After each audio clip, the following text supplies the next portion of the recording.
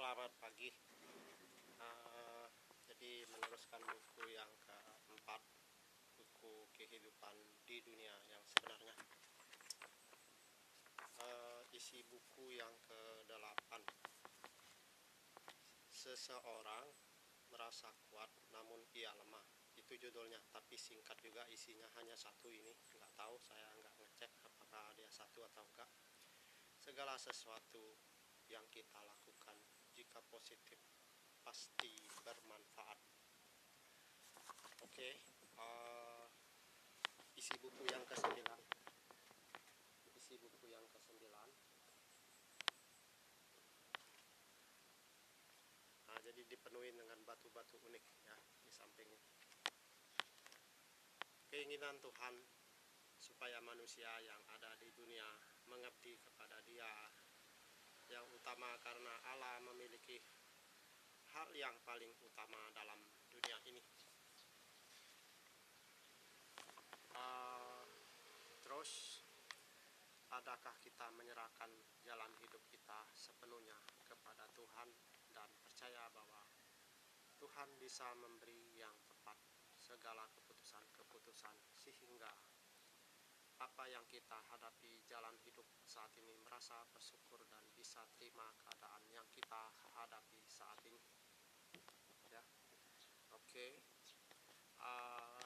Apa harga kita ada di hadapan Tuhan, atau layakkah kita menjadi kepercayaan Tuhan? Dan jika kita ada harga dari Tuhan, apa yang kita jalanin membuat kita puas?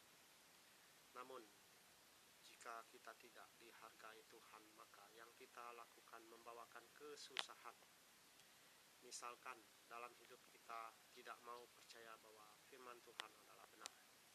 Bagaimana Tuhan mau memberkati dan melindungi serta mengenal Dia? Ini yang luar biasanya, spanduknya 2 langsung ya.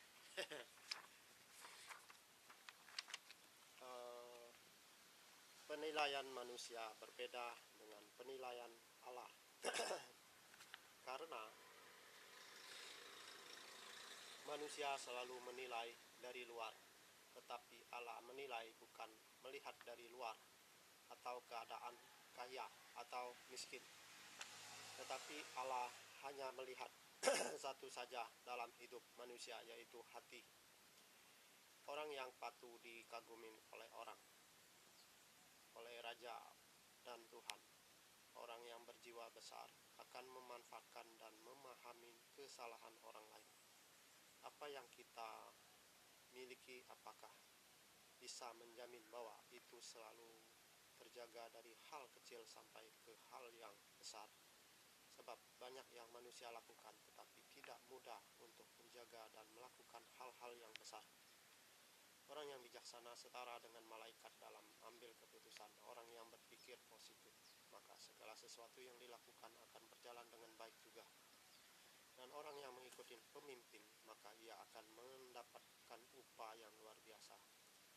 Harga dari Tuhan, apa yang kita jalanin membuat kita puas. Namun jika kita tidak dihargai Tuhan, maka yang kita lakukan membawakan kesusahan. Seseorang yang berhasil kalau hanya Tuhan yang menyertai jalan hidup. Kalau Allah sudah menjadi musuh kita, maka tidak ada gunanya lagi untuk kita berusaha. Kenapa Tuhan bermusuhan dengan manusia? Karena manusia melanggar dan tidak melaksanakan apa yang Tuhan inginkan. Dan apakah kita sadar saat ini untuk mau merubah, dan kita harus rendah hati dan jangan dimusuhi oleh Allah. Tuhan tahu membalas atas apa yang telah kita lakukan, baik ataupun jahat. Dengan perbuatan baik Tuhan memelihara kita, tapi dengan perbuatan jahat Tuhan akan membasmi kita. Kita akan bangga jika kita memiliki sesuatu keyakinan bahwa sepenuhnya dalam hidup kita percayakan kepada Tuhan, dan Ia mengatur segala jalan hidup kita masing-masing. Dengan demikian setiap manusia sebenarnya ingin seperti itu, dan manusia mau ia disayangin oleh Tuhan, dan Tuhan mau manusia juga bisa menyayangin Tuhan dengan segenap hati. Oke, yang ke-10, isi buku yang ke-10, orang yang bijaksana dan patuh pada Allah. Orang yang bijaksana seperti seseorang yang punya wawasan luas dan yang memahami berbagai keadaan, dan seorang yang bijaksana memerlukan ketelitian dan kecakapan dalam menghadapi suatu kejadian. Dan orang yang bijak hampir seperti seorang malaikat. Seseorang inginnya besar harus berbesar hati dan rendah hati terhadap tindakan yang tidak wajar dan hal yang terkadang susah diterima. Dan itu modal seseorang yang bisa hadapi hal-hal yang kecil dan hal yang besar. Seseorang yang benar dalam melakukan sesuatu, ia akan menerima suatu nilai yang berharga, baik dari manusia dan dari Allah. Seseorang yang bijaksana bisa menyelesaikan setiap masalah. Jika kita perlu ketelitian dalam menyelesaikan sesuatu, seseorang yang berkuasa tidak selalu menjamin ia kuat dalam menghadapi segala sesuatu. Raja yang bijaksana selalu mengambil keputusan yang tepat karena ia mengambil keputusan jika ia menilai itulah yang terbaik. Apabila seseorang menjadi pemimpin di suatu negara, untuk menyelesaikan segala sesuatu masalah harus adil dan ia harus bisa menyelesaikannya dengan baik. Namun banyak pemimpin negara yang dipercayakan rakyat hanya mementingkan kekuasaan dan kepuasan sendiri dan tidak bisa melihat keseluruhan bahwa semuanya itu perlu dibantu diselesaikan. Tuhan selalu melihat seseorang pemimpin yang dipercayai, apakah ia menghargai Tuhan yang telah memberi kepercayaan supaya kepercayaan dari Tuhan bisa digunakan dengan adil dan diabaikan.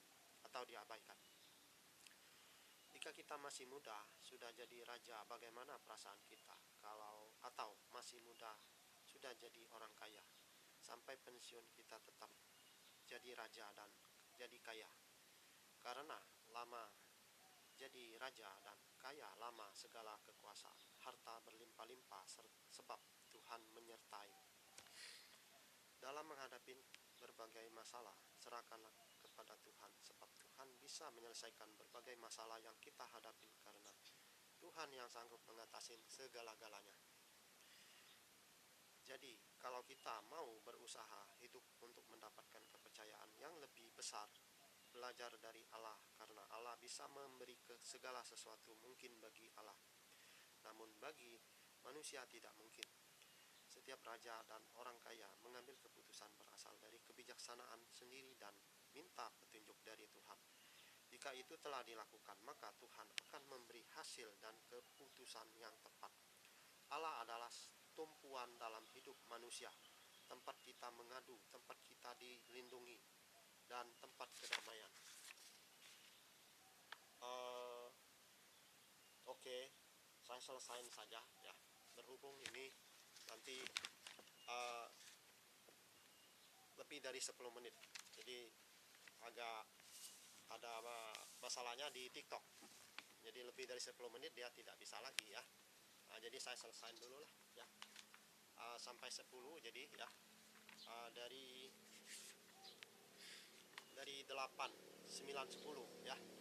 3 judul, cuma yang 8-nya singkat, hanya satu kata saja. Ini mungkin kata yang bijaksana ya nih. Seseorang merasa kuat namun ia lemah.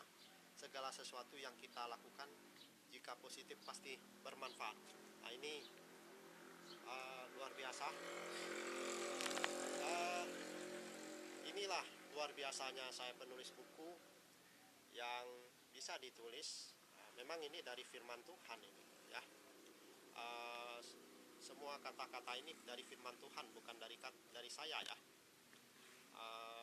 Tapi saya ringkas dan saya ambil pengertiannya. Oke, saya sekianin dulu. Semoga Anda puas. Luar biasa. Buku yang keempat Anda akan, kalau saya ada waktu, akan saya masukkan ke YouTube, TikTok sampai buku ke-23. Itu lengkap kehidupan di dunia yang sebenarnya. Dari lagu, maksudnya satu buku lagu, ada tentang politik, tentang membangun negara, ide membangun negara menjadi makmur. Itu kalau nggak salah buku ke-7. Anda tunggu ya. Oke, sekian. Makasih.